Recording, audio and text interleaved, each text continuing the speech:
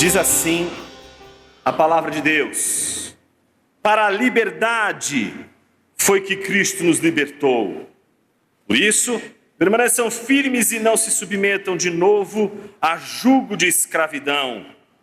Eu, Paulo, lhes digo que se vocês se deixarem circuncidar, Cristo não terá valor nenhum para vocês. De novo, testifico a todo homem que se deixa circuncidar, que o mesmo está obrigado a guardar toda a lei. Vocês que procuram justificar-se pela lei, estão separados de Cristo. Vocês caíram da graça, porque nós, pelo Espírito, aguardamos a esperança da justiça que provém da fé. Porque em Cristo Jesus, nem a circuncisão, nem a incircuncisão tem valor algum, mas a fé que atua pelo amor. Vocês vinham correndo bem. Quem foi que os impediu de continuar a obedecer à verdade? Esta persuasão não vem daquele que os chamou. Um pouco de fermento leveda toda a massa. Tenham confiança no Senhor de que vocês não mudarão a sua forma de pensar. Mas aquele que está perturbando vocês, seja ele quem for, sofrerá condenação. Mas, irmãos, se ainda prego a circuncisão, por que continuo sendo perseguido? Nesse caso estaria desfeito o escândalo da cruz. Quem dera até se mutilassem aqueles que estão perturbando vocês, porque vocês, irmãos, foram chamados à liberdade. Mas não usem a liberdade para dar ocasião à carne. Pelo contrário, sejam servos uns dos outros pelo amor. Porque toda a lei se cumpre em um só preceito, a saber, ame o seu próximo como a você mesmo. Mas se vocês ficam mordendo e devorando uns aos outros, tenham cuidado, para que não sejam mutuamente destruídos. Oremos. Pai, fale conosco através de tua palavra, ilumina nossa mente, para que a gente entenda o cerne do texto de hoje e para onde ele está nos levando. Essa é a nossa oração. Contamos com a luz do teu Espírito, no nome precioso do teu Filho Jesus. Amém.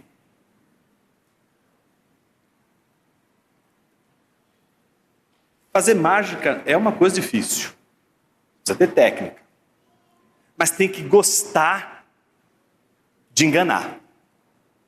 Tem que ter um certo prazer em ludibriar. Tem de ter um certo prazer na ilusão, no sentido de iludir. Tem de ter um certo prazer em ocultar do outro as suas estratégias. O que há de mais interessante na mágica é você trabalhar com as categorias do olhar. O mágico faz tudo acontecer para longe do foco do teu olhar. Ele faz você olhar o que não deveria, para ele poder fazer a ilusão que quer. Ele faz você olhar para situações que você acha que ali você vai descobrir, quando na verdade é justamente aquele lugar para onde você está olhando para tentar descobrir a mágica que ele está usando para enganar você.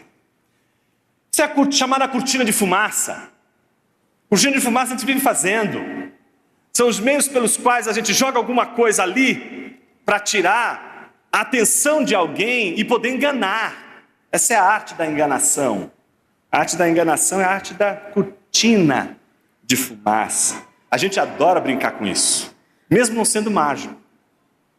Quando a culpa é sua e você não consegue assumir sua culpa, você encontra alguém. Olha a cortina de fumaça, bota o foco em alguém, bota a culpa em alguém, bota a culpa em uma pessoa, bota a culpa em um sistema, bota a culpa no trabalho, bota a culpa na igreja, bota a culpa no filho, no marido, na esposa, no esposo, bota a culpa em todo mundo. Ou seja, a cortina de fumaça é uma maneira de você desviar a atenção do real foco. Onde está a verdade? Onde está a realidade? O que de fato está acontecendo? Só que essa brincadeira de cortina de fumaça, ela vai ficando cada vez mais difícil na vida. Porque a gente consegue ludibriar uma vez, consegue ludibriar 2 vezes. E o mágico, ele talvez não consiga fazer 2, 3 mágicas para o mesmo público ao mesmo tempo. Talvez ele tenha de diversificar. E ele vai ter de mudar, ele vai ter de se acomodar, ele vai ter de se, alguma forma, ajustar para poder continuar enganando. Porque se existe uma coisa que a cortina de fumaça ensina para quem vive a vida iludindo, é que a ilusão nos impede de estar no mesmo lugar, com as mesmas pessoas, por tantos e tantos e tantos e tantos e tantos idos. O que a gente vai falar hoje é sobre a cortina de fumaça que os Gálatas estavam investindo para poder ocultar aquilo que Paulo vai revelar só no final. A gente começa hoje a perceber o que está no fundo de toda a estratégia dos Gálatas em aceitar o discurso dos falsos mestres. Ninguém vai trocar o evangelho por um falso evangelho, provando do verdadeiro evangelho, se não tiver um motivo, se não tiver uma razão. E a gente está chegando perto disso. O que a gente já sabe é que os Gálatas estão oscilando entre 2 religiões. Uma religião que de alguma forma não aceita apenas Cristo, mas Cristo e mais alguma coisa, contra o Evangelho, que é apenas Cristo, solos Cristos, apenas o Cristo e nada mais. E como isso acontece no texto que nós lemos hoje? De uma maneira muito simples, a estrutura é bem simples desse texto, dividido em 3 partes. A primeira parte, Paulo se dedica a defender a verdadeira liberdade, mais uma vez, dos versículos 1 a 6. Segundo momento, Paulo vai se dedicar a falar sobre o desviar da falsa liberdade. Então, se o primeiro é defender a verdadeira liberdade, o segundo é desviar da falsa liberdade. Versículos 7 a 12. O terceiro e último, dos versículos 13 a 15, é viver a verdadeira liberdade. Portanto, Paulo está oferecendo 3 caminhos para os Gálatas: defender a verdadeira liberdade, desviar da falsa liberdade e viver a verdadeira liberdade. Defender, versículos 1 a 6, desviar, dos versículos 7 a 12, viver, dos versículos 13 a 15. Comecemos com o primeiro, defender a verdadeira liberdade. Dos versículos 1 a 6, Paulo tem em mente uma imagem que reflete o contexto de uma realidade militar. As metáforas são militares. Observe que Paulo começa o versículo dizendo: para a liberdade foi que Cristo nos libertou. 2 liberdades aparecem aqui. Se você leu Inteligência Humilhada, você já sabe de cor e salteado que essas 2 liberdades, elas são indissociáveis. Não tem como separar. Uma é a liberdade para conhecer a liberdade que liberta, outra é a liberdade que te liberta. Ou seja, existe uma liberdade que vai te livrar. Mas se você for preso, cego, incapaz, não tem condições, como é que você vai conhecer essa liberdade que liberta? Então você vai ouvir o Evangelho dizendo: conheça a verdade e a verdade te libertará. Ótimo, mas e se eu sou escravo? Como é que eu posso conhecer se eu sou cego?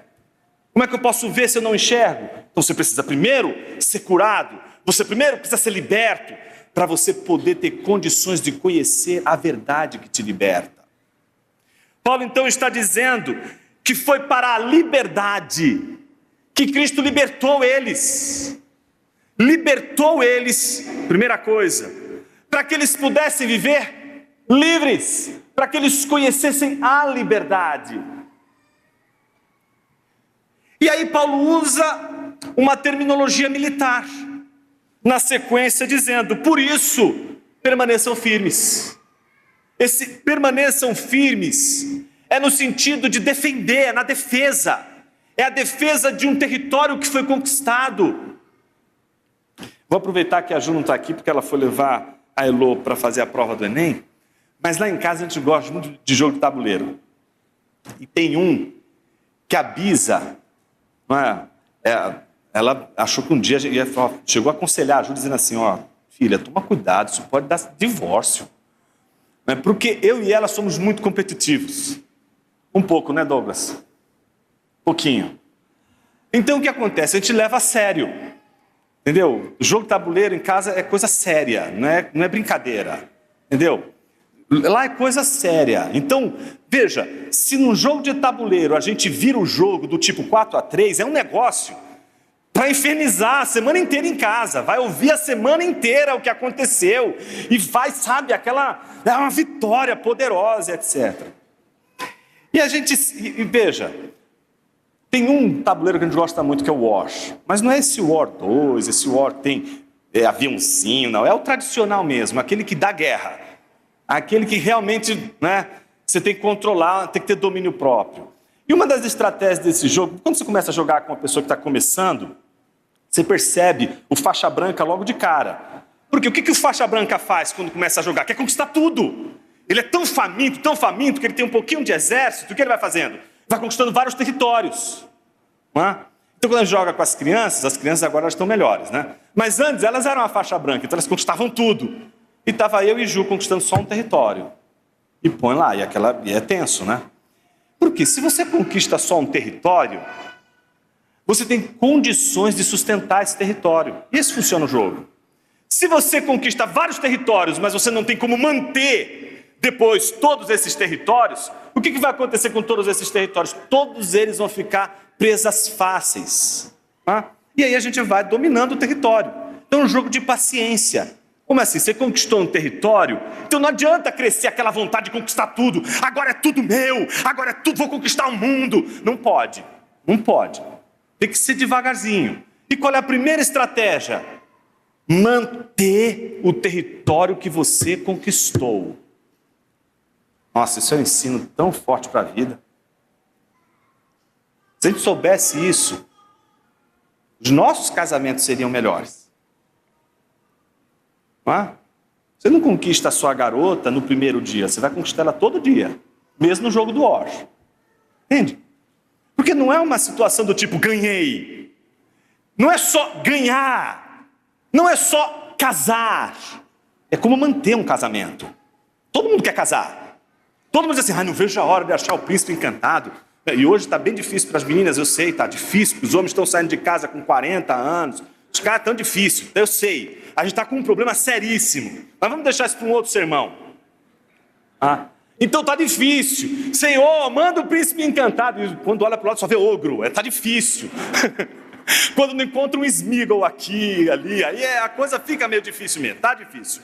Então você está procurando. Veja, é ótimo procurar um casamento. Eu quero casar. Ok. O problema não é casar. Não é como sustentar um casamento. Vamos plantar uma igreja. Não é plantar uma igreja. O problema é como? Sustenta uma igreja com o mesmo princípio que foi dado no início e que não vai abrindo mão ao longo do caminho só para crescer. Entende? Como é que a gente mantém fidelidade? Como é que a gente é fiel? Como é que a gente mantém o trabalho? Como é que a gente reforça as coisas? Veja, não é só conquistar. Veja, muita gente hoje está prestando o Enem. A coisa mais fácil do mundo é entrar numa faculdade. A maior desgraça é sair. Então você está rindo porque você sabe como é difícil sair daquela desgraça. Então, veja, você entrar, conquistar um território é uma coisa. Outra bem diferente é depois de você conquistar, você manter. As piores batalhas são aquelas que a gente ganha e não consegue manter tudo o que a gente conquistou. Isso a gente aprende com uma pessoa, isso a gente aprende com o Império Romano. Não consegue dominar tudo o que conquista, não vai conseguir dominar-se a si mesmo. Então o que Paulo está dizendo? Vocês eram escravos e vocês têm um herói. Esse herói que é Cristo, que não é você. Esse herói conquistou você, certo? libertou você. Você não é mais escravo, você agora é livre. Por isso, o que agora aqueles que um dia foram escravos precisam fazer? Manter a liberdade. Manter a liberdade. Então Paulo está dizendo, permaneçam firmes. Permaneçam na condição de livres. Permaneçam como livres. Porque alguém pode ser salvo. Alguém pode ser regenerado. Pode ter sido alcançado pelo Evangelho legitimamente. É um convicto crente e convertido de maneira legítima. Mas não sabe desfrutar da liberdade que a regeneração e a obra poderosa de Cristo fez em sua vida. Não sabe ser livre. Não sabe manter-se livre. Não sabe viver de maneira livre. Então Paulo diz, permaneçam firmes e não se submetam. Observe uma palavra que vai se repetir logo mais. De novo, isso é uma ênfase de Paulo. No texto, Paulo está dando uma ênfase a este de novo. Não se submetam de novo a jugo de escravidão. Ora, de que escravidão Paulo está falando? Paulo não está falando para judeus que se converteram ao cristianismo, mas a gentios que eram escravos dos rudimentos desse mundo, dos ídolos, como nós vimos no sermão anterior. Eles eram escravos desses rudimentos, eram escravos desses deuses e escravos dos sistemas desses deuses.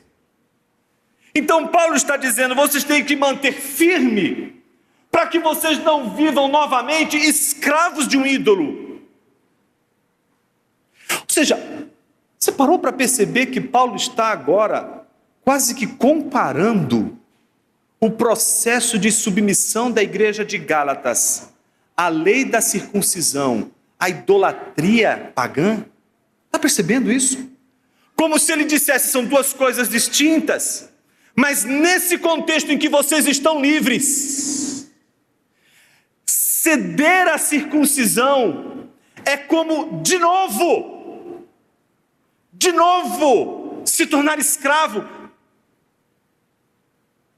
Ou seja, se curvar àquele ensino dos falsos mestres que diziam, se você não for circuncidado, você não será salvo, é se submeter à mesma tirania daquele sistema pagão que eles viviam.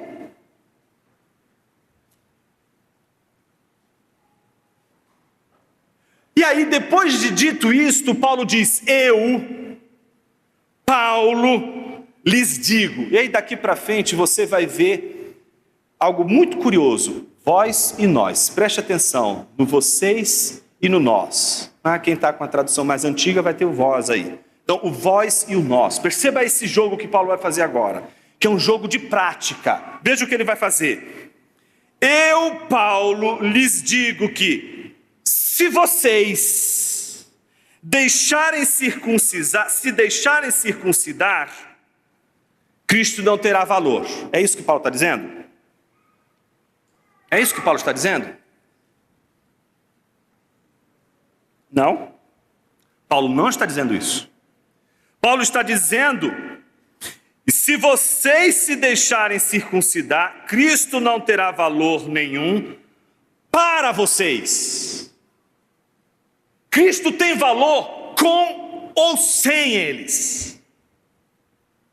O valor de Cristo não aumenta, nem diminui quando um pecador se converte, ou quando um convertido cai da graça. O valor de Jesus, a grandeza de Jesus, a glória de Jesus, a onipotência de Jesus, o brilho de Jesus, não muda em absolutamente nada com os nossos pecados. Ele vai permanecer valioso, mesmo que os nossos pecados sejam uma maneira inconfessa de dizer que agora Cristo já não tem mais valor nenhum para a gente. Os nossos pecados, portanto, não são uma maneira de desvalorizar Jesus, são a maneira de dizer para aquilo que é a coisa mais valiosa de todo o universo, que para nós não tem mais valor algum. Entende a gravidade do pecado? O pecado trabalha com a sua tábua de valores. Paulo está agora operando a mentalidade dos Gálatas com relação aos valores. Valores. Se eu te pergunto quais são os seus valores, você pode me filosofar aqui. Eu vou dizer, nossa, você é uma pessoa de valores muito elevados. Que incrível. Eu só vou saber se você é uma pessoa de valor, não quando você me explicar os valores que você acredita, mas os valores aos quais você está submetido na vida. Aqueles valores com os quais você faz determinadas escolhas reais. O que faz uma pessoa escolher X e não Y? Um valor, algo que ela considera extremamente valioso. Por que para mim o culto no domingo é algo importante? Porque ela tem uma tábua de valores. Se você pergunta para uma pessoa que não é um ímpio, que não conhece o Evangelho, que nunca foi alcançado pela graça de Deus, qual é o valor do culto dominical? Para ele, nenhum. Porque o critério, o princípio, o valor que ele usa para julgar as coisas é diferente do seu. Mas por que um ímpio não considera valioso o tempo que a gente investe na nossa manhã adorando e cultuando ao Senhor? Isso não torna o culto sem valor algum. Então o que Paulo está dizendo? Que se vocês se deixarem circuncidar, vocês não estão desvalorizando o sangue de Jesus. Se vocês ouvirem o que os falsos mestres estão ensinando e seguir agora a orientação prática do ensino desses falsos mestres, isso não vai desvalorizar Jesus, mas vai dizer o quanto para vocês Jesus já não tem valor algum. É como se eles tivessem agora colocado ao lado de Jesus uma coisa chamada circuncisão. É como se Jesus não fosse suficiente, fosse necessário também a circuncisão. Portanto, o falso evangelho é sempre Cristo e mais alguma coisa. Quando você fala assim, eu tenho que crer em Jesus, isso é suficiente. Não, mas tem que fazer mais alguma coisa aí, irmão. Pronto, é Cristo e alguma coisa. Entende? Paulo está criticando este falso evangelho, que vai sempre colocar para você Cristo mais alguma coisa. Cristo mais um item. E aí Paulo, enfatizando, versículo 3, de novo, repete de novo. Testifico a todo homem que se deixa circuncidar, que o mesmo está obrigado a guardar toda a lei. Então Paulo está dizendo, ok, se você escolheu a circuncisão, você precisa estar ciente de que ao escolher a circuncisão, você escolheu uma outra religião.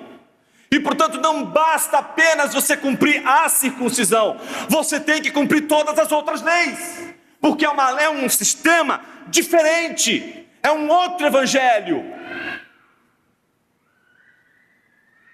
Vocês, observem falando, vocês que procuram justificar-se pela lei, estão separados de Cristo, caíram da graça. Observe a palavra cair da graça. Jonas, alguém que cai da graça é alguém que perde a salvação? Todo mundo fica com medo disso, né? Será que a salvação se perde? Fica tranquilo, salvação não se perde. Mas você pode perder a paz da sua vida até o último dia da sua vida. Só pelo fato de você achar que uma vez salvo, você não precisa mais lidar com as coisas da vida. texto é muito claro quando diz que vocês que procuram justificar-se pela lei estão separados de Cristo. Das duas, uma. Ou se trata de pessoas que não ouviram o Evangelho, não foram regeneradas e se submetem a uma lei que não pertence mais ao Evangelho, ao movimento do Evangelho que Cristo realizou, né? E que caem daquilo que nunca tiveram, de uma altura onde nunca tiveram. Ou então, seria o caso daqueles que mesmo sendo convertidos, como era o caso dos Gálatas, que ouviram o Evangelho, que eram crentes, haviam perdido a sua liberdade novamente. Não a obra que Cristo fez, mas aquilo que decorre da obra que Cristo fez. E que por isso caem, tombam num campo de batalha, como um soldado que não guardou o campo que deveria guardar, foi atingido, ferido, e agora está derrubado no seu campo de batalha. Paulo está falando, portanto, de crentes derrotados, crentes que foram libertos para serem livres, mas continuam querendo ser prisioneiros, e que se tornam prisioneiros, e que vivem como prisioneiros, que tombam no campo de batalha. Mas aí Paulo vai dizer o seguinte, contrastando: porque nós, pelo Espírito, aguardamos a esperança da justiça que provém da fé. Observe que agora Paulo está separando, distinguindo os vocês dos nós.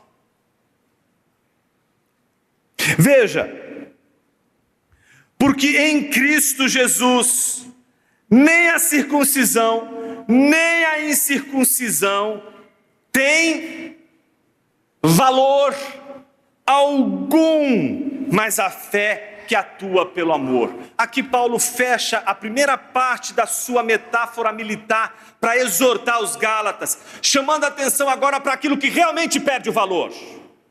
Cristo vai permanecer valioso a despeito dos nossos pecados e a despeito de ignorarmos o fato de que a circuncisão anularia não a sua obra, mas a nossa confiança na obra de Jesus como suficiente.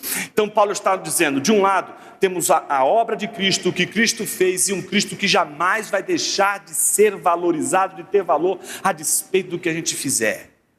No entanto, o mesmo Paulo não vai dizer da circuncisão. O estado da circuncisão, o estado da incircuncisão, para Cristo, não tem valor algum. Já não tem mais valor para Cristo a circuncisão, a incircuncisão. Já não tem mais valor para Cristo ser judeu ou gentio. O que está de olho, o que tem valor para Jesus agora é seu povo.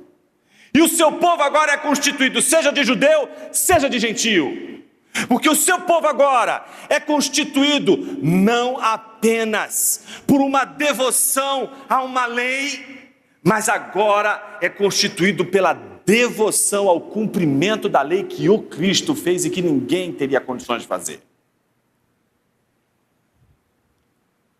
Então, a primeira parte, Paulo usa o exemplo militar para dizer, olha, vocês precisam defender a liberdade de vocês.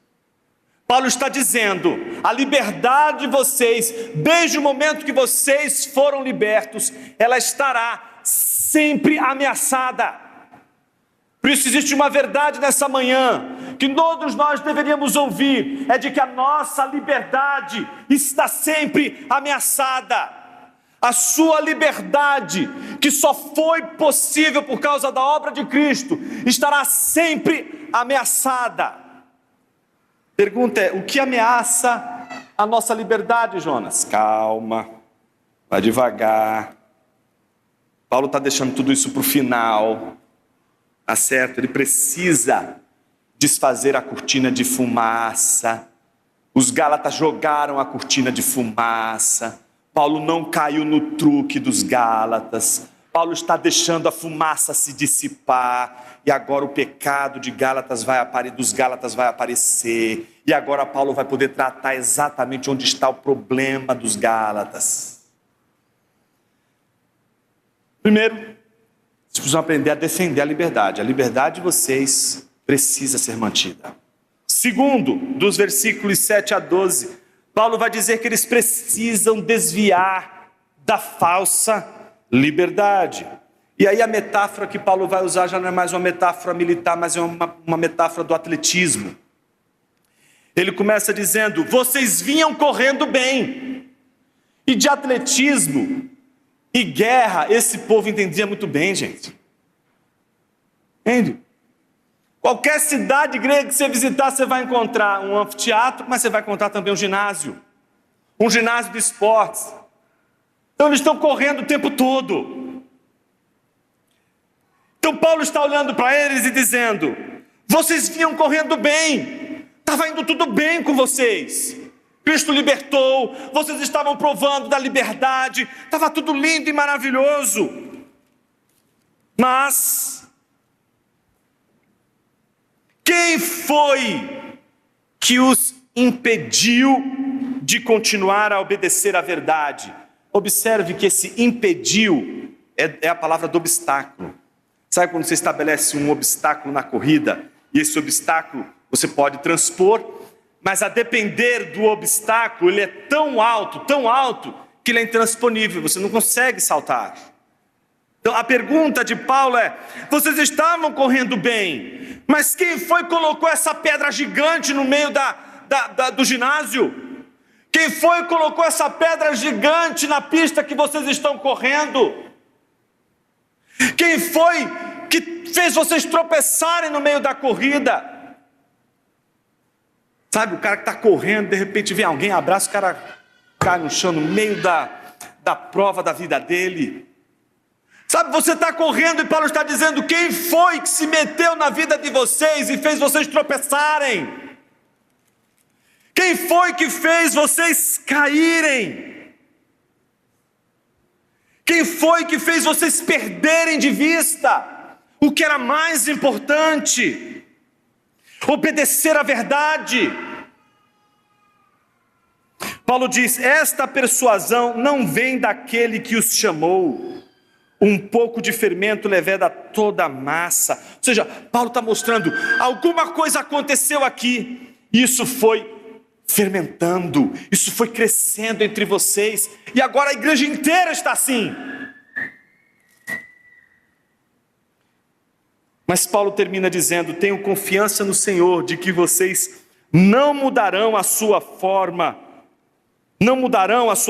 de pensar, mas aquele que está perturbando vocês, seja quem for, sofrerá a condenação. Então Paulo, ao mesmo tempo que está olhando para a igreja, percebendo que a igreja não fez o seu papel, defender a liberdade, ser livre, ao mesmo tempo Paulo está de olho nos falsos mestres, que são a razão pela qual aquela igreja estava caindo, aquela igreja estava tropeçando na liberdade.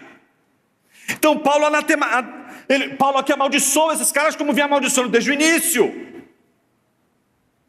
Paulo está com raiva deles. Você não percebe isso?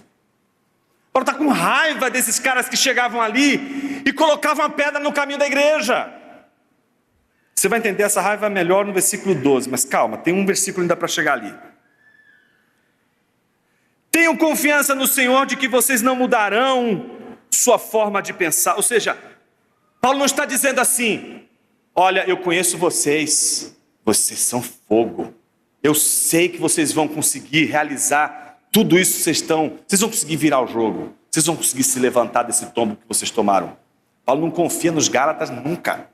A confiança de Paulo é em Deus. Veja, tenham confiança no Senhor, não é nos Gálatas, é no Senhor, de que vocês não mudarão a sua forma de pensar, mas aquele que está perturbando vocês, seja ele quem for, sofrerá condenação. E ele termina dizendo: mas irmãos, se ainda prego a circuncisão, por que continuo sendo perseguido? Bom, aqui, o que acontece? Paulo estava pregando a circuncisão? Não. Isso é cortina de fumaça. Entende? Sabe o que está acontecendo aqui? Paulo está lidando com o que eles acabaram de ouvir. O que eles estavam ouvindo? Os falsos mestres, que não são comprometidos com a verdade, estão dizendo o quê? Olha, Paulo também prega a circuncisão. Por quê? Tinha motivos para isso. Ele teve situações em que ele estava com discípulos seus, com gente que estava com ele, que foi também levantada a questão da circuncisão. Então, a cortina de fumaça está no fato de que, veja, até Paulo prega a circuncisão. E Paulo diz exatamente para eles: vocês acham mesmo que se eu tivesse pregado a circuncisão, eles estariam me perseguindo? Por que estou sendo perseguido? Por que os falsos mestres estão dizendo para que vocês não se aproximem de mim, não escutem a minha palavra? Alguma coisa está errada nessa história. E aí Paulo termina dizendo: nesse caso, estaria desfeito o escândalo da cruz. O escândalo aqui é aquela pedra de tropeço. O escândalo aqui é essa pedra que no meio do caminho faz a pessoa tropeçar. Só que existem duas pedras. Paulo está falando de duas pedras. A primeira pedra é a pedra da circuncisão, a pedra que faz o povo de Deus tropeçar na liberdade. Mas do outro lado, existe a pedra de Cristo, e nessa pedra não é o povo de Deus quem tropeça são os falsos mestres. Essa pedra vai causar escândalo nos falsos mestres, essa pedra vai causar escândalo naqueles que são adeptos do falso evangelho. Por isso Paulo está dizendo: vocês têm de escolher a pedra que vocês vão saltar. Vocês têm de escolher a pedra com a qual vocês vão ter de lidar. Se vocês estiverem lidando com a pedra da circuncisão, é porque vocês ainda não se escandalizam com Cristo. Mas se vocês se escandalizam com Cristo, é porque Cristo se tornou uma pedra para vocês. E se Cristo se tornou uma pedra para vocês, vocês vão cair não por causa da circuncisão, vocês vão cair por causa de Cristo. Cristo vai ser a causa da sua ruína.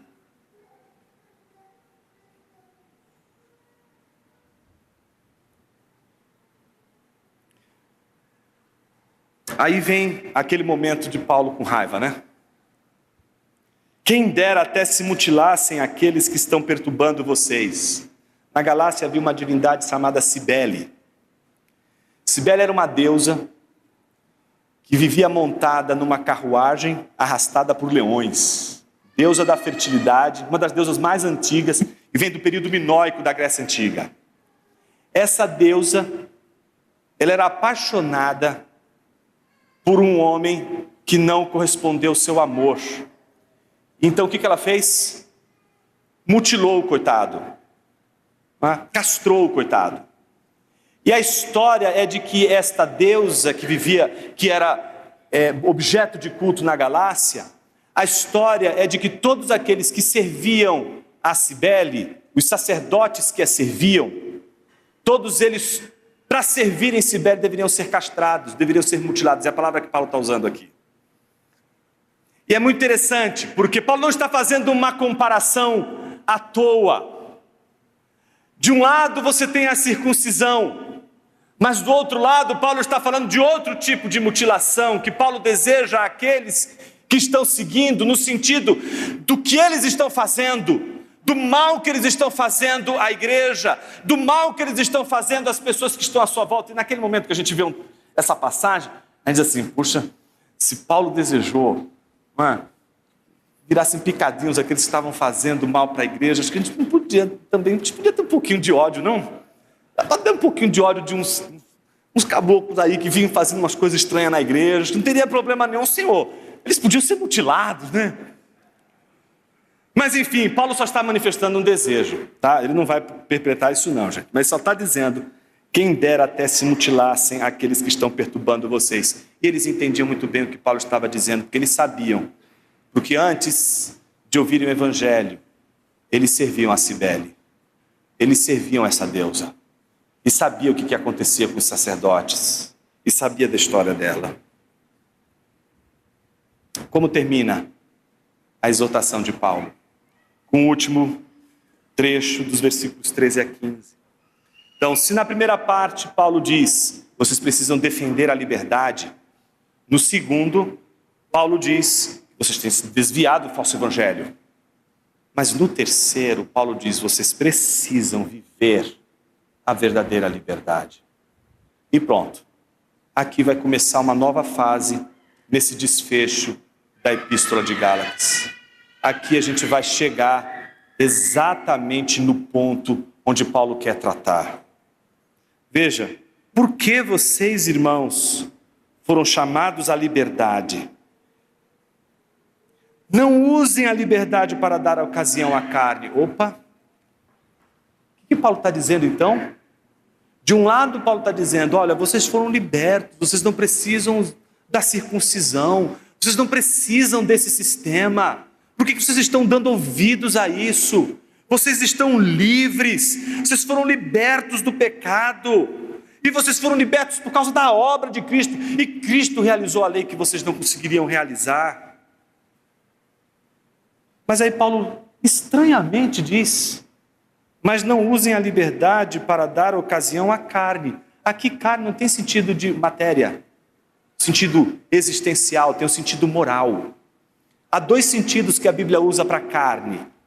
Um é moral, outro existencial. Por exemplo, aquele que disser que Jesus não veio em carne se constitui falso profeta, anticristo, etc. Então, não é errado você dizer que Jesus veio em carne, não é errado você crer na encarnação de Jesus. Então, quando a Bíblia usa essa expressão, esse termo sarx, para se referir a Cristo, ou para se referir aos dias da vida de um homem, porque ele pode morrer, porque todo homem de carne tem a vida como um instante, está falando de um contexto existencial, porque a carne é limitada, porque a carne é frágil, tem a ver com a questão da humilhação, mas há momentos em que carne, sarx, é usada para moral, para uma questão moral. E Paulo vai tratar aqui a sarx não na questão existencial, mas na questão moral dos Gálatas. Paulo vai dizer, não usem a liberdade para dar ocasião à carne, pelo contrário, veja só, sejam servos uns dos outros pelo amor, porque toda a lei se cumpre em um só preceito. Puxa, Jesus nos deu uma lei, e se você cumprir essa lei, você vai cumprir todas as leis. Ame ao próximo como a si mesmo. Vocês estão preocupados em cumprir a lei da circuncisão? E a lei de Jesus, que quando chegou lá, o judeu e disse assim, o mestre da lei, Senhor, me resume o seu ensino. E Jesus resume em um único mandamento, e você cumprindo esse mandamento, você cumpriria toda a lei de Deus. Paulo está dizendo, por que vocês não estão cumprindo essa lei? Ame o seu próximo como a você mesmo. Mas se vocês ficam mordendo e devorando, aqui a metáfora da selvageria, né? Então, se a primeira metáfora era de um militar, de um soldado, a segunda de um atleta, a terceira é de uma besta fera. Um selvagem que morde, que devora uns aos outros. Tenham cuidado para que não sejam mutuamente destruídos.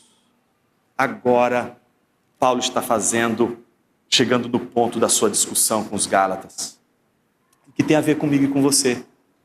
Jonas, onde a gente vai chegar agora? Vai chegar na nossa história. Por que a gente usa a cortina de fumaça? Para a gente poder esconder determinadas coisas que a gente não quer que as pessoas saibam. Para a gente poder tratar as coisas que a gente trata de maneira oculta, sem que ninguém descubra. O tal dos pecados não confessados, o tal do pecado oculto, o tal dos pecadinhos.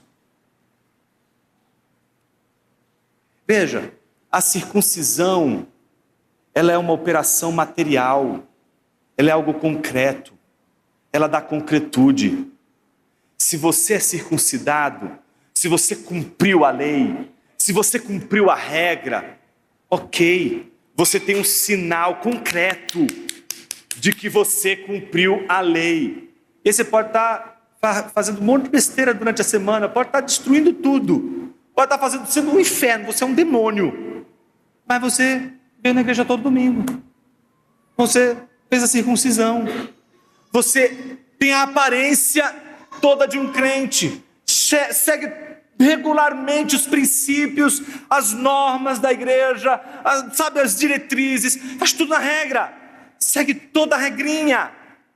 Mas aí o que acontece? Você segue toda essa regrinha para que você tenha exatamente os prazeres que as obras da carne nos oferecem. Eu não conheço até hoje alguém que tenha dito para mim assim: Jonas, odeio as obras da carne, são horrorosas, nossa, me dá uma gastura, não tenho... Obras da carne para mim é uma coisa que não faz sentido, né? Não, as obras da carne são todas aquelas delícias que estão ali naquela lista para você, dizendo: puxa, como isso aqui é bom falar mal do outro, até sai em descarrego, né? É o tal da cortina da fumaça. Você fala mal do outro e aí você acha que está tudo bem. Não está tudo bem. Quando você fala mal do outro, você está tirando o foco de você. Você está examinando o outro, não está examinando a si mesmo. Você está jogando a cortina de fumaça. Você está tirando o foco de onde está o problema. É interessante como Paulo agora vai chegar nos Gálatas e vai dizer: vocês estão optando pela circuncisão, porque no fundo, a circuncisão esconde uma dor que vocês não conseguiram lidar. E que dor é essa? Como eu, sendo crente, como eu, ouvindo o evangelho, posso ainda ser escravo desses pecados? Então é melhor parecer crente, é melhor parecer santo, do que as pessoas saberem que eu sou um pecador impenitente. É melhor eu ter a circuncisão e ficar protocolarmente defendido como um crente, do que lidar com todas as minhas frustrações da liberdade. Paulo está dizendo: vocês ainda são escravos desses prazeres, vocês ainda são escravos das obras da carne, e vocês escolheram um caminho errado para lidar com os pecados. Vocês escolheram as leis, vocês escolheram viver uma vida regrada, vocês escolheram as aparências, vocês escolheram tratar o que os outros veem, vocês escolheram tratar o que as pessoas estão falando, escolheu justamente as aparências, mas não estão tratando o coração de vocês. Vocês escolheram o lugar errado. Vocês escolheram esconder o pecado, a ter de trabalhar o pecado. Vocês escolheram jogar a cortina de fumaça, tirar de onde está realmente o problema, para tratar outra coisa que não é o real problema. O problema dos Gálatas não é a circuncisão. O problema dos Gálatas é que eles ainda são escravos dos pecados e precisam tratar com eles, e eles não conseguem lidar com isso.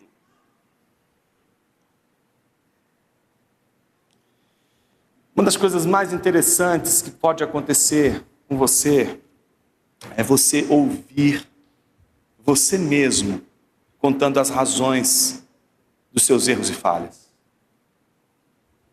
Se você se escutar, você vai ver a cortina de fumaça primeiro. Nunca ninguém fala o ponto onde está logo de cara. A gente joga a cortina de fumaça.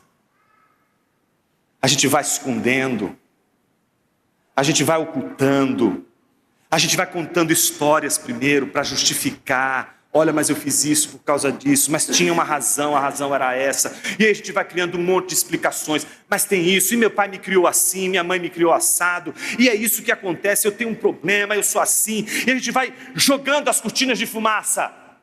A gente não consegue pôr o dedo na ferida.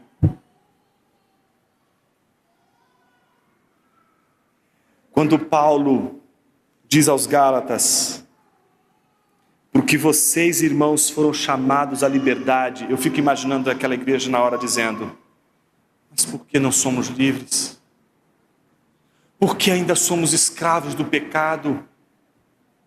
Veja, essa é uma das questões mais terríveis na igreja, porque é a questão que faz um crente de verdade perder toda a sua segurança no Senhor. Crentes de verdade, que não estão conseguindo viver, não estão sabendo viver essa liberdade. E por isso, se veem escravos de pecados, contumazes, e se perguntam: Senhor, como posso me libertar disso?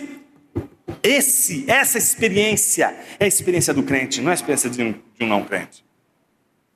A experiência do crente é a experiência daquele que, sabendo que ele precisa lidar com essa escravidão pregressa e que ainda o atormenta, só vai ser tratada se ela vier à luz.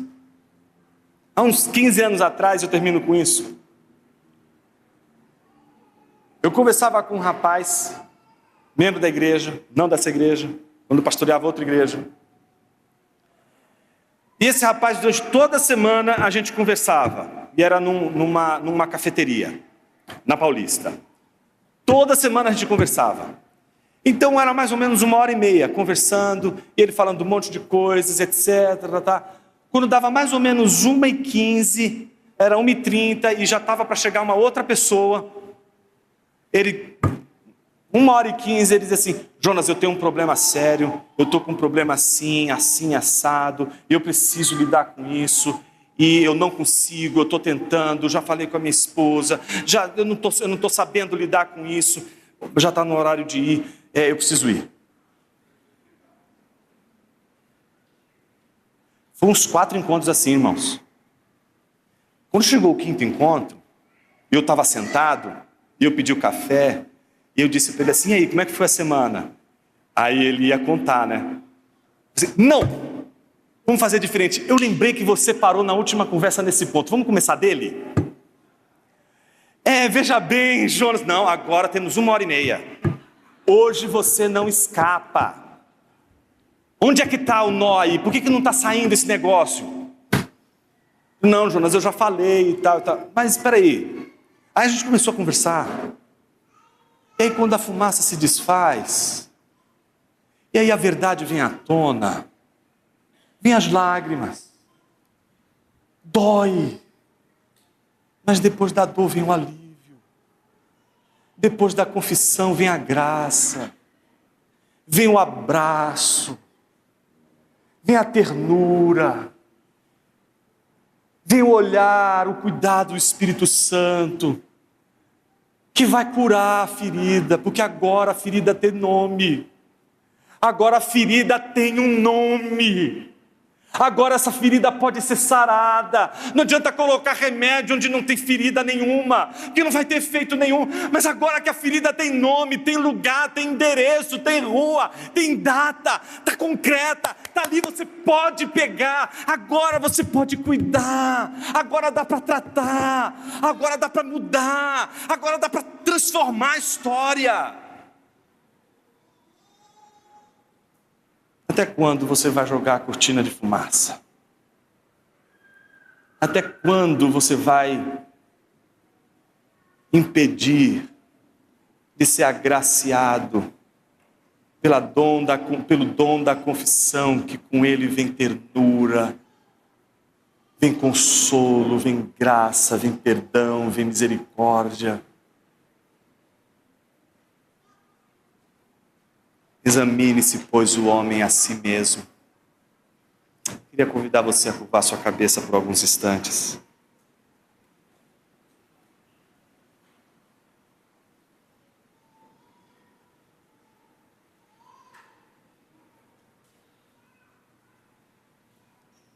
Talvez seja a hora de você se consertar com Deus. Não dá para jogar a cortina de fumaça na frente de Deus. Deus sabe todas as coisas. Um bom começo é nomear o seu pecado para Deus. Um bom começo é nomear as suas dores para Deus. Talvez você, por causa dessas dores, tenha dito: Senhor, eu acho que eu não sou salvo, porque eu não consigo me livrar da escravidão do pecado. Meu irmão, minha irmã, o Cristo que te livrou e te trouxe a comunhão dos santos, é o Cristo que também vai te ensinar a viver como livre. Talvez você não aprendeu ainda a viver como livre, mas o Senhor vai te ensinar a cada momento. Pai querido, aqui estamos com o nosso coração quebrantado, clamando as Tuas misericórdias, que possamos participar da Tua ceia hoje, sem cortina de fumaça, com o peito aberto para ser tratado, cuidado, consolado, transformado, restaurado pelo Senhor.